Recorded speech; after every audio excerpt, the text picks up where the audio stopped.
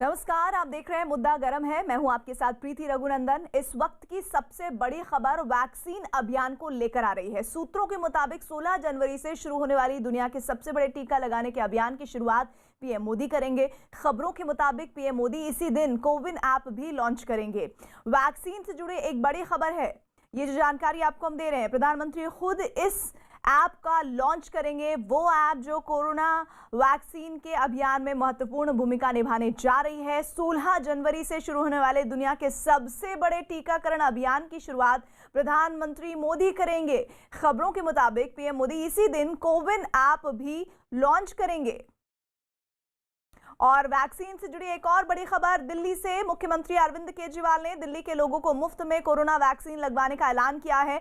अरविंद केजरीवाल ने केंद्र सरकार से अपील की कि वो सबको मुफ्त वैक्सीन लगवाए। साथ ही उन्होंने ये भी कहा कि अगर केंद्र सरकार लोगों को मुफ्त में वैक्सीन नहीं देती है तो दिल्ली सरकार राजधानी के लोगों को मुफ्त में वैक्सीन लगवाएगी। मैंने अपील की थी केंद्र सरकार से, मैंने अपील की थी कि हमारा देश बहुत गरीब है और इस तरह की महामारी 100 साल में पहली बार आई है। पहले इसके 1918 में इस तरह की महामारी आई थी। 100 साल के बाद इस तरह की महामारी आई है और बहुत सारे लोग हैं जो हो सकता है इसको अफोर्ड ना कर पाएँ। तो मेरी अपील थी केंद्र सरकार से कि पूरे देश में सभी लोगों को ये वैक्सीन मुफ्त उपलब्ध कराई जाए। तो हम देखते हैं कि केंद्र सरकार क्या करती है और अगर ज़रूरत पड़ेगी और तो दिल्ली के लोगों के लिए अगर ज़रूरत पड़ेगी, केंद्र सरकार अगर नहीं करेगी तो दिल्ली के लोगों के लिए फिर हम इसको फ्री में अवेलेबल करवाएंगे। और पुणे के सीरम इंस्टीट्यूट की वैक्सीन कोविशील्ड की पहली खेप कई शहरों में पहुंच गई। मुंबई, जयपुर, पटना और वाराणसी समेत कई शहरों में कड़ी सुरक्षा के बीच वैक्सीन को स्टोर में पहुंचाया गया है। 6 तस्वीरें आपको हम दिखा रहे हैं दिल्ली, जयपुर, भोपाल, मुंबई, वाराणसी और करनाल की, जहां पर उन जगहों पर पहुंचाया गया इस वैक्सीन को, जो कि फिर उसके अगले पड़ाव के लिए महत्वपूर्ण होगा। पुणे के सीरम इंस्टीट्यूट के वैक्सीन कोविशील्ड की पहली खेप शहरों में पहुंच गई है। मुंबई, जयपुर, पटना और वाराणसी समेत कई शहरों में बहुत ज्यादा सुरक्षा के बीच वैक्सीन को स्टोर रूम में पहुंचाया गया है। और भारत बायोटेक की कोवैक्सीन दिल्ली एयरपोर्ट पहुंची। एयरपोर्ट पर उतरने के बाद वैक्सीन को कड़ी सुरक्षा के बीच राजीव गांधी अस्पताल ले जाया गया। अस्पताल पहुंचते ही वहां मौजूद लोगों ने ताली बजाकर स्वागत किया। और एक दिन पहले ही कोविशील्ड की 2,64,000 डोज आई थी। तो ये तस्वीरें बेहद महत्वपूर्ण, क्योंकि लगातार जो एक लंबा संघर्ष कोरोना को लेकर चला, उसको अब किस तरह से आखिरी लड़ाई के तौर पर देखा जा रहा है, उस लिहाज से ये महत्वपूर्ण तस्वीरें। भारत बायोटेक की कोवैक्सीन दिल्ली एयरपोर्ट पहुंची। एयरपोर्ट पर उतरने के बाद वैक्सीन को कड़ी सुरक्षा के बीच राजीव गांधी अस्पताल ले जाया गया और अस्पताल पहुंचते ही वहां मौजूद लोगों ने ताली बजाकर एक दिन पहले ही कोविशील्ड की 2,64,000 डोज आई थी। हमारे साथ हमारे दो सहयोगी इस वक्त जुड़ रहे हैं। दीपक रावत दिल्ली से जुड़ रहे हैं, भवानी सिंह जुड़ रहे हैं जयपुर से। भवानी, पहले तो आप बताइए, वहां पर इन वैक्सीन को लेकर क्या तैयारियां दिखी आपको? देखिए प्रीति, जयपुर के अंदर अभी थोड़ी देर पहले जो कोवैक्सीन है उसकी एक खेप आ गई 20,000 डोज की। अब दूसरी खेप आ रही है कोविशील्ड की, वो 4:30 बजे आ रही है। 4.5 लाख डोजेज आ रही है। इस वक्त मैं जयपुर के स्टेट वैक्सीन स्टोर के अंदर हूँ। स्टोर के अंदर ले चलता हूँ मैं। अभी जहाँ पर ये वॉक इन कूलर्स हैं बड़े बड़े, जहाँ पर अभी थोड़ी देर पहले भारत बायोटेक की जो कोवैक्सीन है वो रखी गई। ये देखिए कि किस तरीके से यहाँ पर पूजा की गई थी। अभी इस स्टोर के अंदर रखी गई, लॉक कर दिया गया, बाहर सुरक्षा के जवान तैनात कर दिए गए और किसी को बाकी एंट्री नहीं है यहाँ पर। ये इसके अंदर तकरीबन पूरे राजस्थान के अंदर 3 बड़े स्टोर्स हैं, जिसमें 1 करोड़ वैक्सीन रखने की क्षमता है, स्टोरेज की क्षमता है। और यहाँ से फिर उसके बाद में यहाँ से ले जाया जाएगा जो एक पूरी कोल्ड चेन है, जहाँ सेंटर्स तक ले जाया जाएगा, डिस्ट्रिक्ट लेवल के सेंटर्स हैं, फिर उसके बाद में नीचे आगे तक जाएगी। ये पूरा ये स्टोर है जहाँ पर स्टोर की जाएगी। किस तरीके की व्यवस्था, कैसे ले जाई जाएगी यहाँ से? फिर यहाँ से इंसुलेटेड वैक्सीन वैन के द्वारा वैक्सीन वैन में कोल्ड बॉक्स के द्वारा आइस पैक लगाकर, जिसका टेम्परेचर +2 to 8 रहेगा, उसके द्वारा हर डिस्ट्रिक्ट में पहुँचाई जाएगी।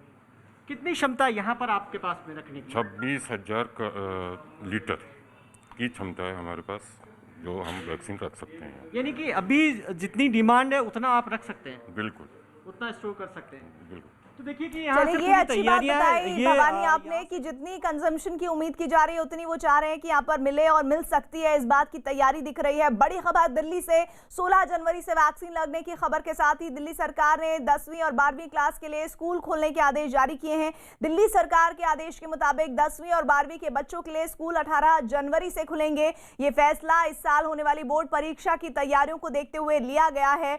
बच्चों की पढ़ाई का बहुत नुकसान हुआ है। बच्चों के पेरेंट्स खुद ये मान रहे हैं कि वो पढ़ाई जो अमूमन होती थी स्कूल जाकर, वो बच्चों की नहीं हो पाई है।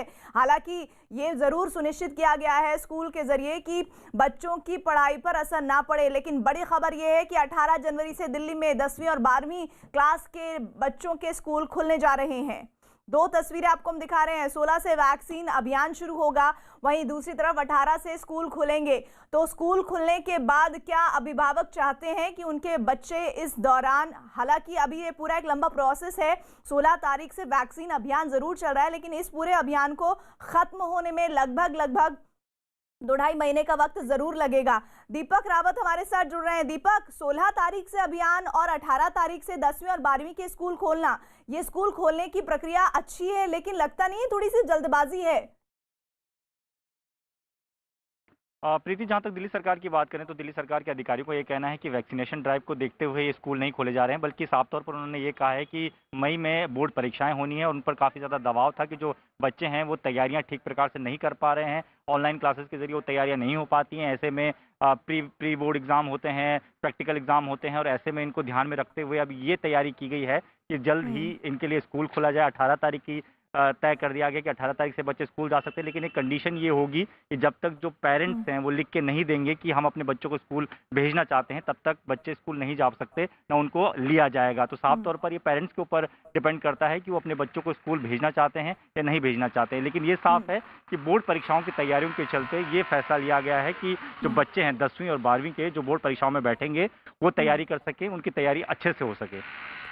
जी बिल्कुल, और इन तैयारियों को भी आगे बढ़ाया जा रहा है। वैक्सीनेशन की शुरुआत के साथ ही दिल्ली में स्कूल खुलने की दो तस्वीरें आपको हमने दिखाई। जिस तरह से 16 जनवरी से वैक्सीन अभियान शुरू होने वाला है, पीएम मोदी खुद इसकी शुरुआत करने वाले हैं। साथ ही दिल्ली में 18 जनवरी से स्कूल खुलेंगे।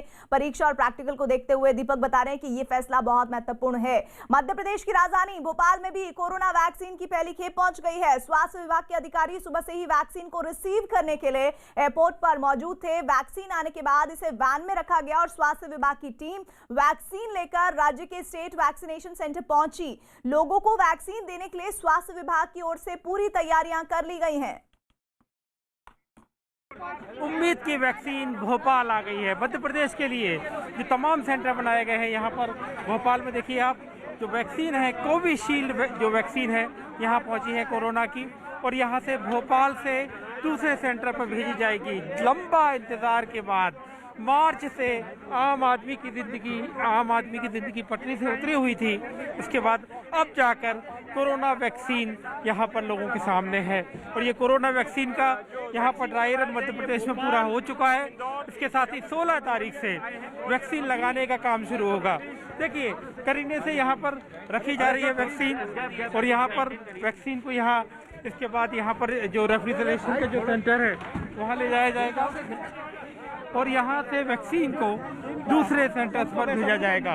जो पहले फेज में मध्य प्रदेश में 4.5 लाख जो हेल्थ वर्कर हैं, साथ ही साथ फ्रंट लाइन वर्कर हैं, इनको वैक्सीन लगाने का लक्ष्य है। भवानी हमारे साथ जुड़े हुए हैं। भवानी, अभी हम दिल्ली में सुन रहे थे कि स्कूल खोलने की तैयारी है 10वीं और 12वीं के बच्चों के लिए 18 जनवरी से। इस तरह के शासनादेश कुछ क्या वहां जयपुर, राजस्थान से भी सुनाई पड़ रहे हैं? देखिए राजस्थान के अंदर भी 18 से स्कूल खुलेंगे। सरकार ने ये तय कर लिया है कि राजस्थान के अंदर 18 तारीख से 12वीं के स्कूल 11वीं और 12वीं की कक्षाएं शुरू होगी। इसके अलावा 10वीं की कक्षाएं शुरू होगी, यानी कि 9th की भी शुरू हो रही है। लेकिन उसके अंदर कुछ गाइडलाइन जारी की गई सरकार की ओर से। उसमें एक छूट दी गई है कि अगर कोई ऑनलाइन अगर चाहते हैं पेरेंट्स, इनको मजबूर नहीं किया जाएगा पेरेंट्स को कि अगर ऑनलाइन पढ़ाना चाहते हैं तो ऑनलाइन भी हो सकता है। इसके अलावा ऑफलाइन उसके लिए पेरेंट्स से एक परमिशन मांगी गई है कि वो रजिस्टर कराएं और जो पेरेंट्स अगर कंसेंट देंगे, सहमति देंगे, सिर्फ वही बच्चे स्कूल के अंदर जाएंगे। लेकिन उसके लिए सबसे पहले तैयारी स्कूलों को साफ तौर पर कहा गया कि उनको किस किस तरीके की उनके लिए गाइडलाइन जारी की गई, क्या क्या पालना करनी, स्टूडेंट आए तब क्या करना, उसके बाद में प्रॉपर चेकअप करना, सारी चीज़ें सब सावधानी बरतना, प्रोटोकॉल का पालन करना, तमाम तरीके की हिदायत दी गई है। जी, तो ये आप मानिए कि एक बड़ी खबर है कि एक तरफ वैक्सीनेशन होगा, दूसरी तरफ स्कूल भी यहाँ पर खुल रही है। जी जी दीपक, माता पिता के कोई रिएक्शंस 18 तारीख से स्कूल खुलने पर 10वीं और 12वीं के? देखिए प्रीति, जहाँ तक अधिकारियों की बात है, उनसे जब बातचीत की गई कि ये फैसला अचानक से क्यों लिया गया, तो साफ तौर पर ज़्यादातर लोगों का ये कहना था कि जो पेरेंट्स हैं उनका ये कहना था, उनकी तरफ से बार बार ये कहा जा रहा था कि बोर्ड एग्जाम्स की तैयारियां जो हैं वो नहीं हो पा रही हैं घर पे ऑनलाइन क्लासेस के जरिए। ऐसे में डेट भी आ गई है, 4 मई से जो है बोर्ड के एग्ज़ाम होने हैं। उससे पहले कई सारे प्रैक्टिकल्स होते हैं, कई सारे जिस तरीके से प्री बोर्ड एग्ज़ाम होते हैं उसको भी देने के लिए जाना पड़ेगा। तो तमाम तैयारियों के बीच कैसे आखिर बच्चे पूरा प्लानिंग कर पाएंगे। कई बच्चे तो ऐसे हैं जो कि 10वीं में गए हैं, पहली बार बोर्ड परीक्षाओं से रूबरू होंगे, तो उनको भी चाहिए कि वो किस तरीके से अपनी तैयारी कर सके, कैसे वो समझें कि कैसे हमें बोर्ड परीक्षाओं में बैठना है। तो इन सब चीज़ों को ध्यान में रखते हुए ये प्लानिंग की गई कि अब काफ़ी वक्त हो चुका है, क्योंकि जब से लॉकडाउन है तब से दिल्ली में सारे स्कूल बंद हैं।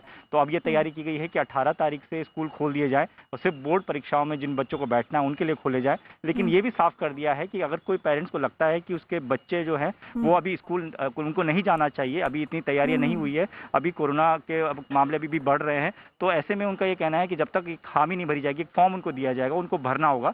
वो जो फॉर्म में यस लिखेंगे तभी वो बच्चे जो है वो स्कूल में आ सकते हैं, अदरवाइज उन बच्चों को स्कूल में एंट्री नहीं दी जाएगी। लेकिन इस दौरान ये भी खास बात है, उस सर्कुलर में ये लिखा गया है दिल्ली सरकार ने कि आपको सारे प्रोटोकॉल फॉलो करने पड़ेंगे, सारे प्रोटोकॉल फॉलो करने पड़ेंगे, तभी जो है आपको स्कूल में रखा जाएगा, अदरवाइज आपको फिर घर पे ही ऑनलाइन क्लासेस के जरिए पढ़ाई करनी पड़ेगी। ठीक है, एक और खबर आ रही है। गोरखपुर महोत्सव के समापन समारोह में हिस्सा लेने पहुंचे मुख्यमंत्री योगी आदित्यनाथ ने कहा कि 16 जनवरी से कोरोना के खिलाफ अंतिम प्रहार शुरू होने जा रहा है। उन्होंने कोरोना वैक्सीन बनाने के लिए वैज्ञानिकों को धन्यवाद दिया, साथ ही लोगों से वैक्सीन लगवाने के लिए संयम बरतने की भी अपील की। 16 जनवरी से प्रदेश के अंदर और देश के अंदर प्रधानमंत्री मोदी जी के मार्गदर्शन में, उनके आशीर्वाद से कोरोना के खिलाफ जो देश की लड़ाई है उसमें अंतिम प्रहार कोरोना वैक्सीन के साथ ही 16 जनवरी से हम लोग प्रारंभ करने जा रहे हैं। तो योगी आदित्यनाथ ने कहा है कि 16 जनवरी से कोरोना के खिलाफ अंतिम प्रहार शुरू होने जा रहा है। उन्होंने कोरोना वैक्सीन बनाने के लिए वैज्ञानिकों का शुक्रिया अदा किया, साथ ही लोगों से वैक्सीन लगवाने के लिए संयम बरतने की अपील की। और ये बात प्रधानमंत्री मोदी ने भी कही थी, क्योंकि अभी एक बड़ी तादाद है जिसको ये अभियान के तहत शामिल किया जाएगा। कोरोना वैक्सीन की पहली खेप भोपाल पहुंचते ही स्वास्थ्य विभाग के कर्मचारियों ने खुशी जताई। पहले चरण में 3 करोड़ लोगों को वैक्सीन दी जानी है और इस चरण में स्वास्थ्य कर्मियों, 50 साल से ज्यादा की उम्र के लोग और गंभीर रूप से बीमार लोगों को वैक्सीन लगाई जाएगी। भोपाल के कोरोना वॉरियर, ये जो पहले फेज में जिनको वैक्सीन लगनी है, मध्य प्रदेश के 4.5 लाख हेल्थ वर्कर और जो फ्रंट लाइन वर्कर हैं जिनको वैक्सीन लगनी है, उन लोगों में से भोपाल के ये कोरोना वॉरियर हैं जिनको वैक्सीन लगनी है। आज वैक्सीन भोपाल आ गई और आप पहले फेज में ही आपको लगेगी? लगेंगे। ये वैक्सीन को लेके ये तमाम बातें होती हैं। आप कोरोना वॉरियर हैं, कोरोना से आपने जंग लड़ी, जब वैक्सीन के ऊपर बात होती तो वो जंग भी आपके लिए बड़ी अहम है। बिल्कुल अहम है। कैसे?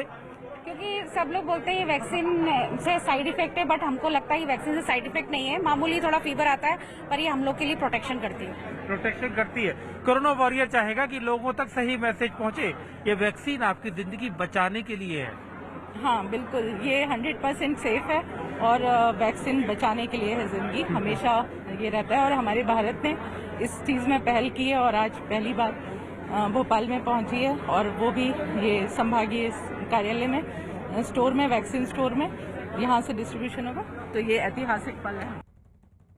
वैक्सीन डिस्ट्रीब्यूशन को लेकर देश के तमाम राज्यों में तैयारियां पूरी हो चुकी हैं। राज्य से लेकर ब्लॉक स्तर तक तैयारियों को जांचा परखा जा रहा है और ऐसा इसलिए किया जा रहा है ताकि वैक्सीनेशन वाले दिन किसी भी तरह की दिक्कत का सामना न करना पड़े।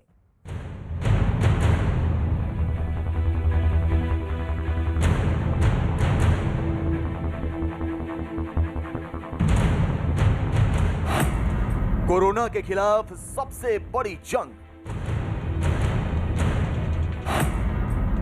वायरस पर वार की पूरी तैयारी, भारत के वैक्सीनेशन प्रोग्राम पर दुनिया की नजर। जिस कोरोना ने पूरी दुनिया को घेर रखा है, जिस महामारी ने पूरी दुनिया की अर्थव्यवस्था को तहस नहस कर रखा है, जिस वायरस ने जन सामान्य को नए सिरे से सोचने पर मजबूर कर रखा है, उसी कोरोना महामारी का काल भारत में दाखिल हो चुका है। देश के अलग अलग हिस्सों में सीरम इंस्टीट्यूट ऑफ इंडिया ने वैक्सीन की पहली खेप को पहुंचा दिया है। उत्तर प्रदेश की राजधानी लखनऊ में भी 11 लाख टीके पहुंच चुके हैं, जिन्हें स्टेट वेयर हाउस सेंटर पर पहुंचा दिया गया है। के जो अधिकारी हैं वो कह रहे हैं कि जल्दी ही रवाना की जाएगी। इसका जो मास्टर प्लान है ये अभी बता नहीं रहे हैं, सरकार की तरफ से बताया जाएगा, लेकिन तैयारियां जो है वो पूरी हो चुकी हैं। और अब वैक्सीन का जो पहली खेप थी वो उत्तर प्रदेश की राजधानी लखनऊ के स्टेट वेयर हाउस में आ चुकी है, जो नगरीय स्वास्थ्य केंद्र है वहां पर आ चुकी है और रखी जा चुकी है। बाकायदा सुरक्षा के जो पुख्ता इंतजाम किए जा चुके हैं। अब सिर्फ इन्हें मंडल मुख्यालयों पर, वहां से जिला मुख्यालयों पर और फिर वहां से ब्लॉक डेवलपमेंट जो मुख्यालय होता है वहां पर भेजना है। उसके बाद सबसे पहले ये हेल्थ वर्करों को ये वैक्सीन लगाई जाएगी।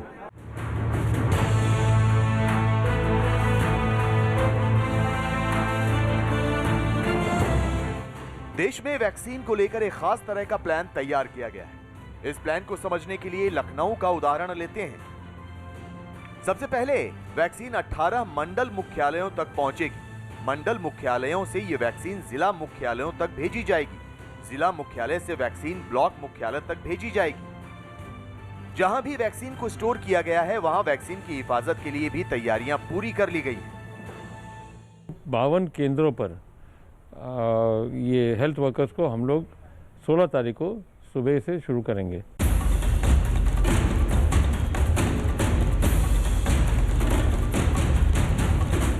इसी तरह बिहार में भी वैक्सीनेशन की तैयारी शुरू कर दी गई है। 16 जनवरी को राज्य के 300 अस्पतालों में वैक्सीन दी जाएगी। यहां पहले फेज में 4,67,000 हेल्थ वर्कर्स को वैक्सीन दी जाएगी।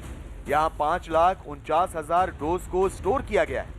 पटना में वैक्सीनेशन के लिए कुल 16 केंद्र बनाए गए हैं। अभी 54,900 वायल पहुंचे हैं। एक वायल में 10 लोगों को टीका दिया जा सकता है, तो 5,49,000 लोगों को टीका देने के लिए टीका हमारे पास उपलब्ध हो गया है। तो पूरी तैयारी है। पूरी तैयारी। वैक्सीनेशन को लेकर भारत की तैयारियों को इन आंकड़ों के जरिए भी समझा जा सकता है। भारत में वैक्सीन के लिए 79 लाख लोगों का रजिस्ट्रेशन किया गया है। राष्ट्रीय स्तर पर 2,360 लोगों को बतौर ट्रेनर तैनात किया गया है। राज्य के अधिकारियों को वैक्सीनेशन के लिए प्रशिक्षण दिया गया है। कोल्ड चेन अफसरों को भी इस बात की ट्रेनिंग दी गई है कि वैक्सीन की हिफाजत कैसे करनी है। कुल 61,000 प्रोग्राम मैनेजर तैयार किए गए हैं। वैक्सीन लगाने से लेकर मरीज की निगरानी तक के लिए 2 लाख वैक्सीनेटरों को ट्रेन किया गया है। टीका लगाने वाली टीम में 3,70,000 सदस्यों को रखा गया है। भारत ने वैक्सीन को लेकर एक ऐसा ठोस सिस्टम तैयार किया है जहां चूक की संभावना लगभग ना के बराबर है। यही वजह है कि वैक्सीन बनाने वाली कंपनियां भी भारत के वैक्सीन प्रोग्राम की लगातार सराहना कर रही हैं। भारत में अभी तक का जिक्र करें तो कुल 54,72,000 डोज भारत पहुंच चुकी है। 14 जनवरी तक राज्यों को पहले चरण की पूरी डोज मिल जाएगी। सीरम इंस्टीट्यूट ऑफ इंडिया की तरफ से 1 करोड़ डोज भारत को मिल रही हैं, जबकि भारत बायोटेक से 55 लाख डोज। इतना ही नहीं, भारत बायोटेक की तरफ से 16,50,000 डोज मुफ्त देने का भी ऐलान किया गया है। स्वास्थ्य मंत्रालय के मुताबिक वैक्सीन की दूसरी डोज के 14 दिनों के बाद ही शरीर में सही तरीके से इम्यूनिटी बन पाएगी। पहली डोज के 28 दिनों के बाद ही दूसरा डोज लगाया जाएगा। वैक्सीन के दोनों डोज लगने के बाद भी सावधानी बरतने की पूरी हिदायत दी गई है। इसमें सिर्फ एंटीबॉडी की ही बात नहीं है, टी सेल इम्यूनिटी है जो कि असली इम्यूनिटी का आधार बनती है, वो भी प्रूवन है, अफोर्डेबल है। भारत का वैक्सीन प्रोग्राम पूरी दुनिया के लिए कितना अहम है, इसका अंदाजा ऐसे ही लगाया जा सकता है कि भारत के जिस टीके की तारीफ पूरी दुनिया में अभी से हो रही है, वो दूसरे टीकों के मुकाबले कहीं ज्यादा सस्ता है। फाइजर के टीके की कीमत है 1,431 रुपए, मॉडर्ना के टीके की कीमत है 2,700 रुपए, सिनोफार्म के टीके की कीमत है 5,650 रुपए, सिनोवैक बायोटेक के टीके की कीमत है 1,027 रुपए नोवैक्स की कीमत है 1114 रुपए। जॉनसन एंड जॉनसन के टीके की कीमत है 734 रुपए। रूस की स्पुतनिक वैक्सीन की कीमत भी 734 रुपए है। जबकि मेड इन इंडिया की बात करें तो भारत में कोविशील्ड की कीमत 200 रुपए है। भारत में ही बनी दूसरी कोवैक्सीन की कीमत 295 रुपए है। भारत सरकार ने 110 लाख डोजेज कोविशील्ड वैक्सीन की SII यानी सीरम इंस्टीट्यूट ऑफ इंडिया से एट द कॉस्ट ऑफ ₹200 पर डोज प्रोक्योरमेंट करने का एग्रीमेंट किया है। जाहिर है भारत एक ऐसे पथ पर आगे बढ़ चुका है जहां दुनिया की नजरें उसके एक कदम पर टिकी हुई है, क्योंकि कोरोना के खिलाफ जंग में अगुवाई करने वाला देश ही इस वक्त दुनिया के लिए नजीर साबित हो सकता है। और भारत में फिलहाल जिस तरह की तैयारियां वैक्सीन को लेकर हो रही हैं, वो अपने आप में साफ करती हैं कि भारत की वैक्सीन का विजय पथ तैयार हो चुका है। और पश्चिम बंगाल के पूर्वी बर्धमान पहुंचे राज्य के मंत्री सिद्दीकुल्लाह चौधरी के प्रदर्शन के दौरान कोरोना वैक्सीन का ट्रक फंस गया। सिद्दीकुल्लाह चौधरी कृषि सुधार कानूनों के खिलाफ प्रदर्शन करने पहुंचे थे, जिसकी वजह से वहां भारी जाम लग गया और इसी से वैक्सीन ले जा रहा ट्रक भी फंस गया। जाम की वजह से परेशान लोगों ने प्रदर्शनकारियों से सड़क खाली करने को कहा, लेकिन प्रदर्शनकारी वहां से हटने को तैयार नहीं हुए और इस दौरान लोगों और सिद्दीकुल्लाह चौधरी के बीच बहस भी हुई। विरोध से नाराज मंत्री खुद एक डंडा लेकर भीड़ में पहुंच गए और लोगों को वहां से हटाने लगे।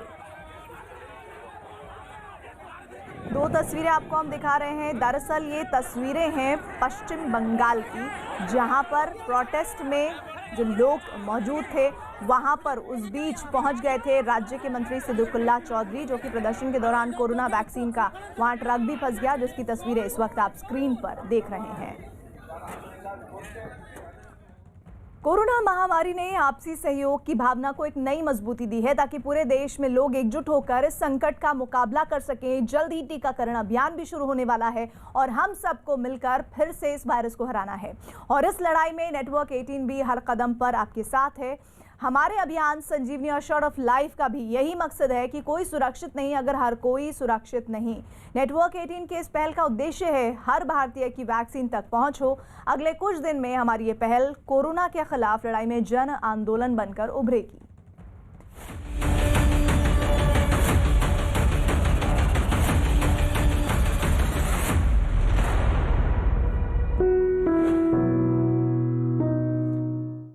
और रुपेश हत्याकांड पर एक बड़ी खबर इस वक्त आ रही है पटना से। अब से थोड़ी देर पहले एयरपोर्ट पर जांच के लिए पहुंचे पटना पुलिस के डीएसपी राजेश प्रभाकर ने बड़ा दावा किया है। उन्होंने बताया कि इस हत्याकांड से जुड़े कुछ अहम सुराग हाथ लगे हैं। हालांकि ये क्या है और किस तरह इशारा कर रहे हैं, इस बारे में उन्होंने बताने से इनकार कर दिया। लेकिन हत्याकांड के कुछ ही घंटों के बाद पटना पुलिस ने सुराग मिलने का बड़ा दावा किया है। से रिलेटेड बहुत सारी बातें हैं जो शेयर नहीं कर पाएंगे अभी, लेकिन हम लोग कुछ क्लू मिला है, हम लोग उस पर काम सीसीटीवी कैमरा का फुटेज कर रहे हैं काम, क्योंकि इन्वेस्टिगेशन से रिलेटेड बातें हैं जो हम उस पर काम निश्चित रूप से कुछ है हम लोग के पास क्लू, आगे हम लोग काम कर। क्या पटना एयरपोर्ट पर जांच के लिए भी पहुंचे हैं आप? अब छानबीन कई जगह हो रही है, हमारी टीम कई जगह काम कर रही है, तो उसी में हम लोग गहराई से सारी बिंदुओं पर देख रहे हैं। ठीक। पटना से चंद्रमोहन हमारे साथ जुड़ रहे हैं। चंद्रमोहन, पुलिस का दावा किस ओर इशारा करता दिख रहा है?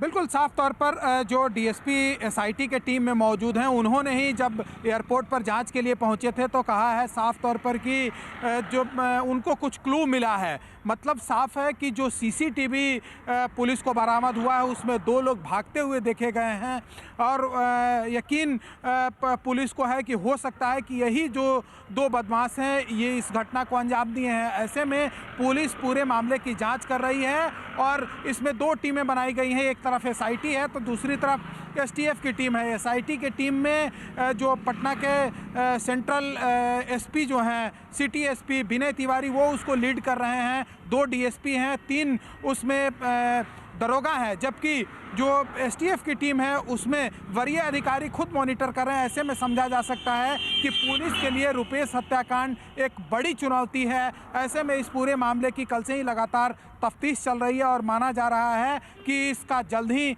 इस हत्याकांड का खुलासा हो जाएगा। जी, और इधर बिहार के डिप्टी सीएम तारकिशोर प्रसाद ने पटना में हुए इंडिगो मैनेजर की हत्या पर तेजी का भरोसा दिलाया है। हालांकि उन्होंने इस बात का कोई दावा नहीं किया कि अपराधी कब तक पकड़े जाएंगे, लेकिन उन्होंने इस हत्या की जांच और अपराधियों के खिलाफ सख्त कार्रवाई का भरोसा दिया। हमारे साथ मौजूद हैं बिहार के उप मुख्यमंत्री तारकिशोर जी। तारकिशोर जी, जिस तरह से रुपेश सिंह की हत्या हुई है, इसको लेकर सीधे तौर पर सरकार पर सवाल खड़े हो रहे हैं कि लॉ एंड ऑर्डर वो ठीक नहीं है। नहीं, वास्तव में रुपेश जी की हत्या हम सबों को मर्माहत किया है और सरकार भी काफ़ी चिंतित है। पुलिस काफ़ी सक्रिय है और कैसे हत्यारे की गिरफ्तारी हो, हत्यारे तक कैसे पुलिस पहुंचे, इसके लिए हम सब चिंतित हैं। और जो भी आवश्यक निर्देश हैं माननीय मुख्यमंत्री ने दिए हैं और उम्मीद करते हैं कि अपराधियों की गिरफ्तारी जल्द होगी। ऐसे क्षण में हम सब स्वयं काफ़ी चिंतित भी हैं कि इस तरह की घटनाओं की पुनरावृत्ति नहीं हो।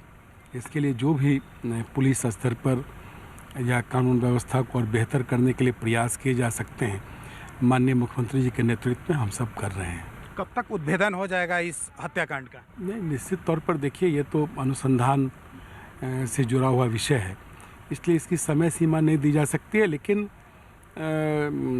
घटना की गंभीरता के आलोक में जितना जल्द से जल्द हो सकेगा उसकी गिरफ्तारी होगी। क्या लगता है कि अब ऐसा वक्त आ गया है कि अपराधियों से सख्ती से निपटा जाए, तभी जाकर ये अपराध रुक सकता है? हमारे माननीय मुख्यमंत्री जी ने लगातार पुलिस के अधिकारियों को निर्देश भी दिए हैं कि अपराधियों को सख्ती से पकड़ें और अपराध को सख्ती से निपटें। इसमें हमारी सरकार पूरी तरह से तैयार है कि इस तरह के जो आपराधिक मामले होते हैं उस पर जल्द से जल्द काबू पाया जाए। और पटना में इंडिगो एयरलाइंस के मैनेजर रुपेश की हत्या के बाद इलाके में दहशत बनी हुई है। हाउसिंग सोसाइटी के बाहर सरेआम हुई इस हत्या से हर कोई सख्ते में है। साथ ही ताबड़तोड़ फायरिंग के बाद बदमाशों के गायब होने से भी लोगों में डर का माहौल है, जबकि हत्या की वजह से रुपेश का पूरा परिवार बिखर गया। पत्नी का रो रो कर बुरा हाल है, जबकि पिता कुछ कह नहीं पाने की हालत में है। रुपेश के अंतिम संस्कार के लिए उनके पैतृक गांव छपरा में तैयारी की गई है। पटना के पौष इलाके में हुई इस हत्या के बाद बिहार की सियासत भी गर्म है। विपक्षी दलों ने कानून व्यवस्था पर सवाल उठाते हुए सीधे मुख्यमंत्री नीतीश कुमार पर हमला बोल दिया है।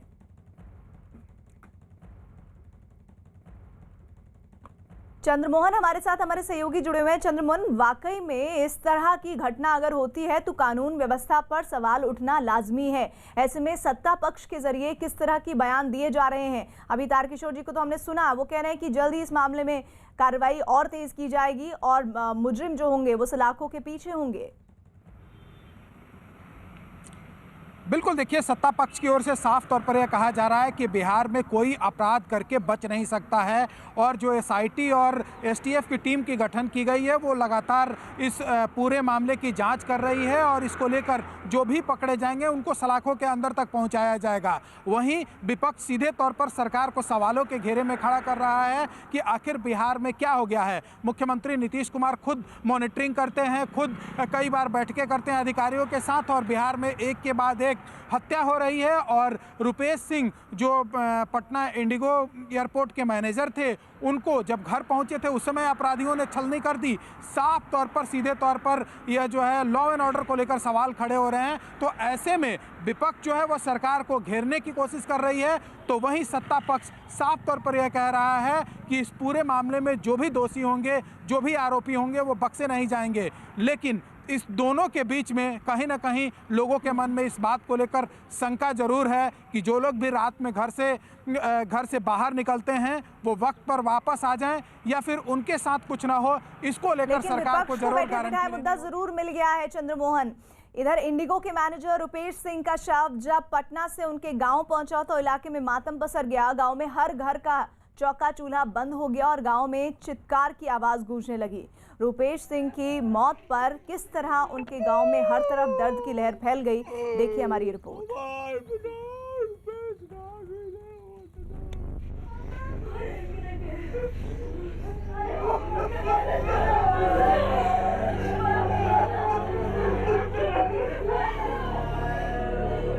घर ही नहीं, गांव का लाडला जब सफेद कपड़ों में लिपट कर लौटा तो क्या अपने और क्या पराए, हर किसी की आंखें भर आईं। और जो खुद पर सब्र नहीं रख सके वो फूट फूट कर रो पड़े।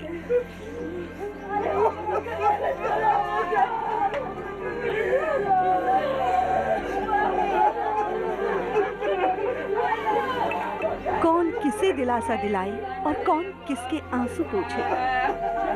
यहाँ तो सबने अपने अपने आंसू रोक रखे हैं। दूसरों को रोके तो खुद पर काबू करना मुश्किल हो जाए।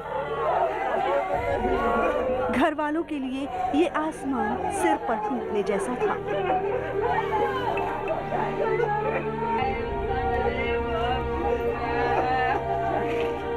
छपरा के इसी सौरी गांव में मिट्टी में खेलकूद कर बड़े हुए थे रुपेश। यहीं से उन्होंने जिंदगी में उड़ान भरने का सपना देखा और इंडिगो के मैनेजर के रूप में देश के कई हिस्सों को जाना था। आज जब उनका शव गांव आया तो हर जगह से चित्कार की आवाज आ रही थी।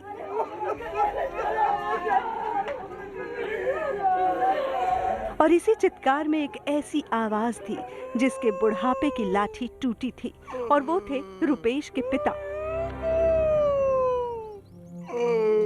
कलेजा चीर देने वाली ये आवाज हर दिल में हुक और हर जिगर में टीस पैदा कर रही थी।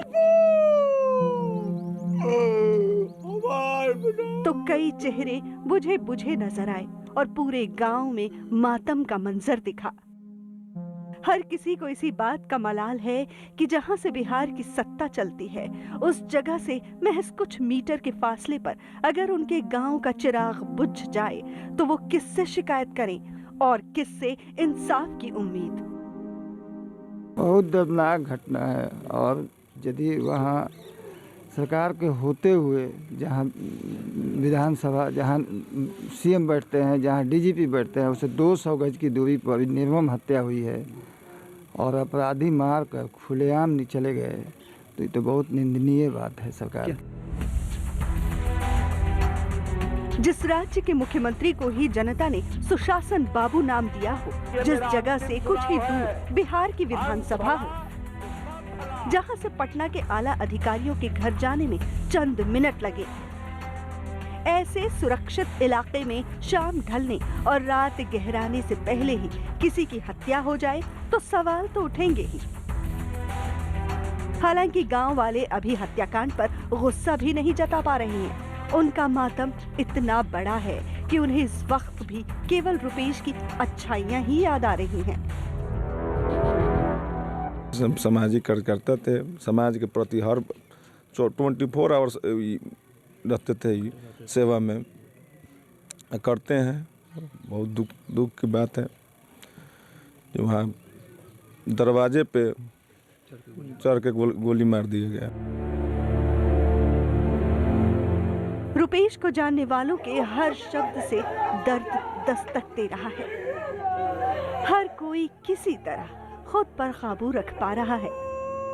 आज जो शख्स सफेद चादर में फर्श पर गहरी नींद में हमेशा के लिए सो गया है, वो कभी किसी जरूरतमंद की एक आवाज पर हाजिर हो जाता था, लेकिन आज तमाम लोग उसे झकझोर रहे हैं और वो है कि उठने को तैयार नहीं। पिता की चित्कार, परिवार की चीख और गांव वालों का ये मातम बिहार के कर्ता धर्ताओं को हिला रही है। कानून व्यवस्था चलाने वालों के लिए इस चित्कार में संदेश है, सुन सके तो जरूर सुन लें।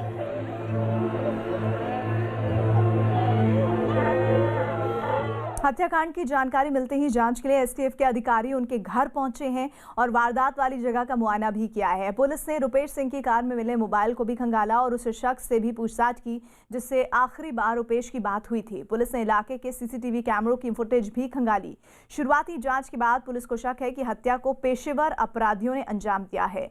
वहीं डीएम के आदेश पर रात में ही मैनेजर रुपेश सिंह का पोस्टमार्टम भी किया गया, जिसके बाद उनके शव को उनके गाँव भेज दिया गया। बताया गया कि हत्या से 2 दिन पहले ही इंडिगो एयरलाइंस के मैनेजर रुपेश सिंह परिवार के साथ गोवा में छुट्टियां मनाकर लौटे थे।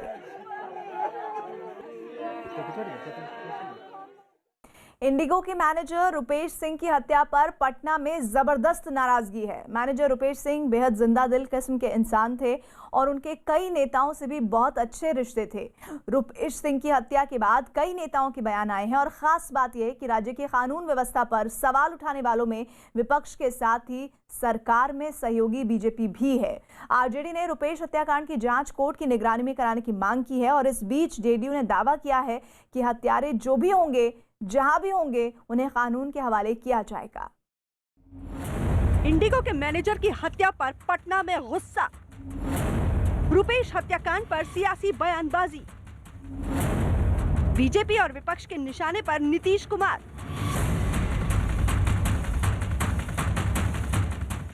ये कुछ तस्वीरें हैं जो कुछ ही दिनों पहले की हैं। वो तस्वीरें जिसमें एक खुशहाल परिवार नए साल पर गोवा में छुट्टियां मनाता दिख रहा है। इंडिगो के मैनेजर रुपेश सिंह 2 दिन पहले ही गोवा से लौटे थे।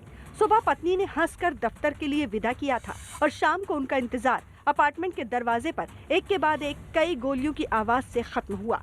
फिर तो हर तरफ मातम पसर गया। रुपेश के साथ गोवा घूमने गए दोस्त बिट्टू सिंह घटना के कुछ ही मिनट के भीतर मौके पर पहुंच गए थे। बिट्टू सिंह ने गोवा यात्रा से लेकर उन्हें आखिरी वक्त में अस्पताल पहुंचाने के बारे में न्यूज़ 18 को सिलसिलेवार तरीके से जानकारी दी। 3 दिनों के बातचीत में या कभी भी इसके पूर्व भी कभी ऐसा महसूस नहीं हुआ कि इनको किसी से झगड़ा है। दिन भर तो किसी न किसी को मदद करना, एयरपोर्ट पर तरह तरह का समस्या आता है, लोगों का अच्छा से निपटारा करना, यही हम लोग देखते थे, यही सुनते थे। आपको कब जानकारी मिली और किसने आपको जानकारी दी है? जब आप यहाँ पर पहुँचे तो आप क्या देखे? हमारा भतीजा हमको फ़ोन किया कि रुपेश अंकल को गोली मार दिया है 7:04 पर, और हम दौड़ते हुए आए। जो 2-4 मिनट हमको लगा होगा आने में, और हम ही लेके पारस हॉस्पिटल गए। सीट बेल्ट काटे, सीट बेल्ट लगा हुआ था, तो जो घींचे तो सीट बेल्ट के साथ आ गए, तो सीट बेल्ट हम काटे और काट के तब लेके गए उनको पारस हॉस्पिटल। रुपेश खुशमिजाज थे, बेहद मिलनसार। यही वजह है कि इंडिगो से सफर करने वाले तमाम नेताओं से उनके करीबी रिश्ते थे, भले ही वो किसी भी पार्टी के हों। हत्या के दिन सुबह जब विमान से कोरोना वैक्सीन पटना पहुंची तो एयरपोर्ट पर स्वास्थ्य मंत्री मंगल पांडे और स्वास्थ्य सचिव प्रत्यय अमृत के साथ वो भी दिखे। अपने काम से रुपेश ने हर दल के नेताओं में अपनी पहचान बना ली थी। इनको मैं जानता भी हूँ व्यक्तिगत रूप से। जितनी मेरी जानकारी है कि जो कोई भी उस हवाई अड्डे पे उतरता था, चढ़ता था, वहाँ से उन सब से इनके ताल्लुकात थे, मिलनसार व्यक्तित्व। पटना के इंडिगो हेड रुपेश कुमार सिंह से मेरी पारिवारिक संबंध थी। वे मेरे ही प्रखंड और मेरे नज़दीक के रहने वाले नौजवान थे। शुरू में वह पहले कलकत्ता में काम करते थे, इंडिगो में शुरू में। मैंने ही उन्हें यहाँ पटना, जब इंडिगो शुरू हुई पटना से, तो मैंने ही प्रयास कर कर उनको पटना लाया था। आज उनकी निर्मम हत्या की जैसे मुझे सूचना मिली है, मुझे काफ़ी आघात लगा है, काफ़ी दुख हुआ है। रुपेश सिंह की हत्या पर केंद्रीय मंत्री गिरिराज सिंह से लेकर पूर्व केंद्रीय मंत्री राजीव प्रताप रूडी तक ने ट्विटर के जरिए अपनी संवेदनाएं जताईं। बीजेपी से जुड़े इन 2 नेताओं के अलावा आरजेडी नेता और पूर्व मुख्यमंत्री तेजस्वी यादव ने भी रुपेश को ट्विटर पर श्रद्धांजलि दी। रुपेश हत्याकांड पर बिहार में सियासी बयानबाजी भी शुरू हो गई। आरजेडी ने तो इस मामले की जांच कोर्ट की निगरानी में कराने की मांग कर नीतीश सरकार के खिलाफ मोर्चा खोल दिया। शर्म नहीं आ रही है लोगों को? बड़े बड़े लोग जाकर के भाषण दिया करते थे, जंगल राज का युवराज और जंगल राज। ये क्या है? जंगल राज बहुत छोटा शब्द है। एक विशाल महा महा महा महा महा जंगल राज का जन्म है, लेकिन आपको कोई मतलब नहीं है। आपको कुर्सी बची रहनी चाहिए, चाहे चारों पाए कोई और पकड़ करके चला रहा हो, लेकिन कुर्सी चाहिए। इस राज में रोज हत्याएं की दौड़ चल रही है और ये मुख्यमंत्री के नाक के नीचे, माने पटना में जिनका डेरा है उसका कितने दूरी पर मर्डर हुआ है आप सभी जानते हैं।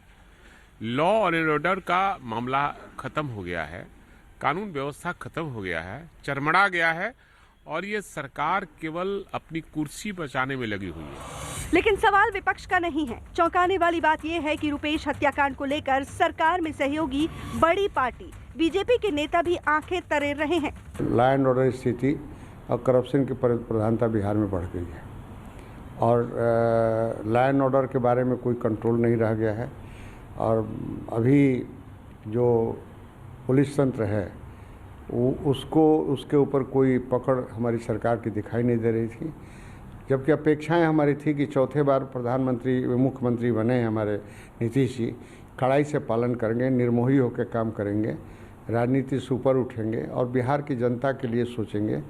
लेकिन अभी जो शिथिलता दिखाई दे रही है उससे भविष्य हमको अच्छा नहीं दिखाई दे रहा। पिछले कुछ दिनों में तो कुछ घटनाएं ऐसी घटी हैं जरूर कि जो कि एक चिंता का विषय बना है और उसको चुनौतीपूर्ण रूप से सरकार को लेना चाहिए। बीजेपी के नेता विवेक ठाकुर ने तो जरूरत पड़ने पर इस मामले की जांच सीबीआई तक से कराने की मांग कर डाली। विपक्ष के साथ ही अपनों के निशाने पर आने से जेडीयू की हालत समझी जा सकती है। बीजेपी विधायक नितिन नवीन रुपेश के घर पहुंचे तो विरोधी दलों पर उनका गुस्सा फूट पड़ा। एक ऐसी घटना है जिसने सिर्फ राजनीतिक जगत को और प्रशासनिक जगत को नहीं, पूरे समाज को झकझोर दिया। हम इसे बहुत बड़ी चुनौती की तरफ ले रहे हैं। निश्चित तौर पर हत्यारे कोई भी हो उन्हें पाताल से ढूंढ के निकालेंगे और अंजाम तक पहुंचाएंगे। कोई हमको नैतिकता का या हमको कोई उपदेश न दे, जिन्होंने अपराधियों को संरक्षण देने का काम किया, जिनके राज्य में केवल अपराधी तांडव करते थे और उनके घर में बैठे रहते थे, वो हमारे राज्य में नहीं है। हमारे राज्य में ये जरूर है कि घटना घटी है तो निश्चित रूप से प्रशासन को औचक इस पर कार्रवाई करनी होगी और निश्चित रूप से जो भी दोषी व्यक्ति हैं उस पर सजा मिलेगी, उसको कोई बख्शा नहीं जाएगा। बिहार की राजधानी में पौष इलाके में इंडिगो के मैनेजर की निर्मम हत्या ने विपक्ष को मौका दे दिया है। सुशासन बाबू के नाम से मशहूर नीतीश कुमार के सामने एक बार फिर खुद को साबित करने की चुनौती है। हत्यारे जल्द नहीं पकड़े गए तो नीतीश कुमार विपक्ष के साथ ही अपनों के निशाने पर भी रह सकते हैं। बच्चे चाहे तो देश बदल दें, बच्चे चाहे तो नदी की धारा मोड़ दें। ऐसे ही कुछ अद्भुत यंग जीनियस के साथ नेटवर्क 18 लेकर आ रहा है एक अनोखा शो बायजूस यंग जीनियस। 16 जनवरी को शाम के 7 बजे न्यूज़ 18 इंडिया पर देखिए पहला यंग जीनियस। 14 साल के एक ऐसी बच्ची जिसे पूरी दुनिया का नक्शा, हर देश, हर शहर, हर जगह याद है। वो नक्शे की सुपर कंप्यूटर है। ओडिशा की मेघाली मालाबिका के नाम 4 इंडिया बुक ऑफ रिकॉर्ड्स दर्ज हैं। मेघाली ने सिर्फ 9 मिनट में दुनिया की 1000 नदियों के नाम गिना दिए। इसी तरह सिर्फ 9 मिनट में मेघाली ने दुनिया के 1000 शहरों के नाम भी ले लिए। 16 जनवरी शाम 7 बजे और 17 जनवरी दिन के 12 बजे न्यूज़ 18 इंडिया पर देखिए ह्यूमन एटलस, कही जाने वाली मेघाली का दंग करने वाला हुनर। जरूर देखें बायजूस यंग जीनियस।